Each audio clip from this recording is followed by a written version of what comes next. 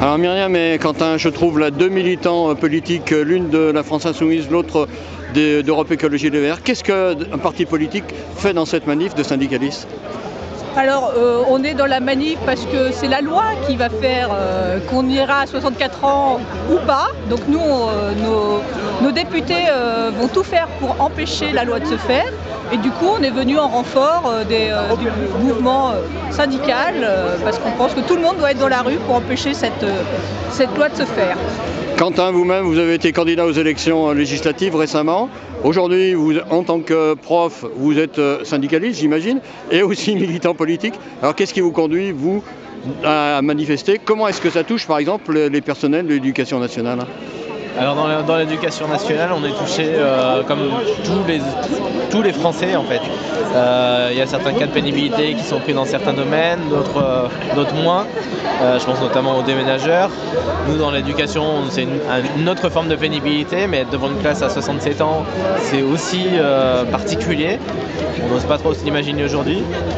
Et la grève touche tout le monde. Et c'est important de montrer qu'on est là, qu'on soutient les syndicats. Et on sera là aussi, les députés de la NUP, à l'Assemblée nationale pour faire tout ce qu'ils peuvent aussi pour retirer la loi. Et c'est l'ensemble de ces forces politiques et syndicales qui vont faire ensemble. Oui, Myriam, question un peu... vous êtes une femme, les femmes sont particulièrement impactées justement par ces questions de la retraite. Dites-nous quelques mots là-dessus.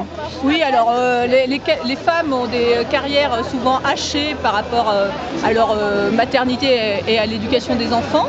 Et c'est vraiment la double peine là qu'on va avoir, puisque déjà on a des salaires inférieurs, il n'y a toujours pas l'égalité salariale entre les hommes et les femmes, ce qui permettrait de renflouer les caisses d'ailleurs au passage. Si les femmes étaient payées aussi au même salaire que les hommes, il n'y aurait plus de déficit dans les caisses de la sécurité sociale.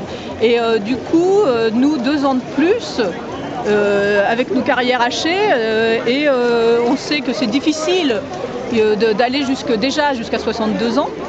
Donc jusqu'à 64, ce sera encore plus compliqué.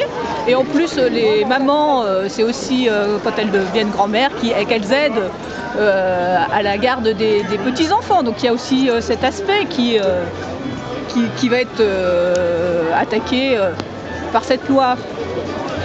Alors pour tous les deux, in fine, il faut vraiment le retrait et donc aller jusqu'au bout des actions pour que le projet de loi soit retiré. Exactement. Il faut même aller au-delà. Il faut le retour de la retraite à 60 ans.